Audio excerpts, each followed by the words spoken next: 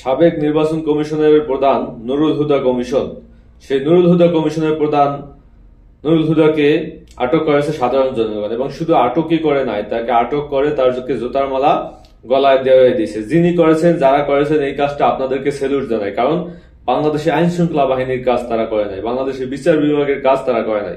বাংলাদেশ সরকারের কাজ যেটা, যে দীর্ঘদিন যাবত যারা ভোট চুরি করছে, জনগণের ভোট চুরি করে তারপরে একটা স্বৈরাচারকে ক্ষমতায়ন করছে, এমনকি ভোট চুরি করে ক্ষান্ত হয় নাই, মৃত্যু মানুষকে আইনা ভোট দেওয়া হয়েছে, তারপর কি মানুষকে এজেন্টদেরকে ভোট কেন্দ্র থেকে বার করে দেওয়া হয়েছে, মানে যেভাবে খুশি সেইভাবে তার ভোট পরিচালনা করছে। করার পরও তিনি বলতেছেন কি সুষ্ঠু একটা সুন্দর নির্বাচন হয়েছে।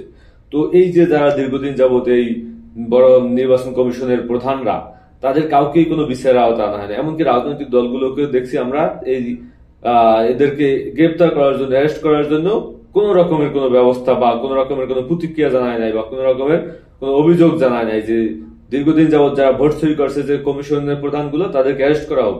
কোনো রাজনৈতিক দল করে নাই, মানে তারাও যাতে ভবিষ্যতে ভোট চুরি করতে পারে, এই জন্যই তিনি বুঝাইতে চাইতেছেন যে দেখো, আগে যারা ভোট চুরি করেছে তাদেরকে কোনো বিচার করা হয় নাই, ভবিষ্যতে তোমরা যারা ভোট চুরি করবা তাদেরকেও কোনো বিচার আওতা আনা হইবে না। তো এটাই আসলে বুঝাইতে চাইতেছে রাজনৈতিক দলগুলো। কিন্তু সরকার তো বিচার করবে, সরকার তো এদেরকে অ্যারেস্ট করার দায়িত্ব, কিন্তু না, সরকার করে নাই। কিন্তু যখন এই সাধারণ জনগণ যারা গিয়া তাদেরকে ধরছে, জুতার মালা গলায় দিচ্ছে, এখন বলবে বিচার বিভাগ কোথায়, বাংলাদেশে বিচার আচার কিছু নাই, সুশীল সমাজ জাগে উঠবে যে এগুলো কি হইতেছে, মব জাস্টিস হইতেছে। তো মব জাস্টিস হইতেছে, তোমরা কথা বলো নাই কেন এর আগে? আমরা তো 6 মাস আগের থেকেই বলে আসছি, 5 আগস্টের পর থেকেই, যে যারা সাধারণ মানুষের ভোট চুরি করছে তাদেরকে বিচারের আওতায় আনতে হবে, যারা ভোট চুরিতে সহযোগিতা করছে তাদেরকে বিচারের আওতায় আনতে হবে।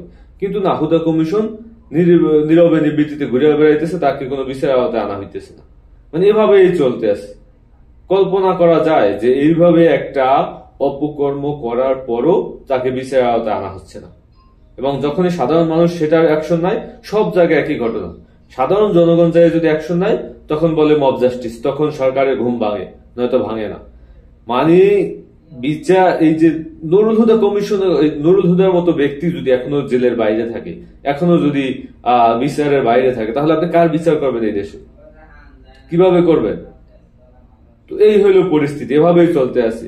একে তো সরকার ব্যর্থ, আইনমন্ত্রী এই যে আসিফ নজরুল আছে এক বাটপার, স্বরাষ্ট্রমন্ত্রী তিনি দেখলাম ঘুরে ফেরা বেড়াইতে আছেন, এমনি যান অমনি যান। আরে ভাই, আসল কাজ আপনি দৌড়দৌড়ি করেন কেন? দৌড়দৌড়ি তো করবে আপনার ফোর্স বাহিনী, আপনার পুলিশ আছে, আপনার স্বরাষ্ট্র মন্ত্রণালয়ের আপনার যে সমস্ত সংগঠন আছে, সবাই কাজ করবে। আপনি তো বসে থাকবেন, আপনি জাস্ট বলবেন, আপনি নিজে দৌড়দৌড়ি করতেছেন। তো এদেরকে কে ধরবে? এদেরকে তো আপনি ধরতে পারেন নাই, নাকি এরা নিরপরাধ?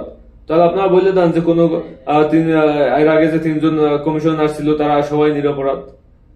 সাধারণ জনগণকে কেন করতে হবে এই কাজটা? এই জবাবটা তো সরকারকে দিতে হবে।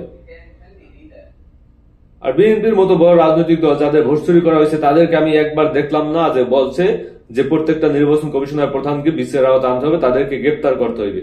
এই চাপটা সরকারের প্রতি তারা দিল না। কল্পনা করা যায়?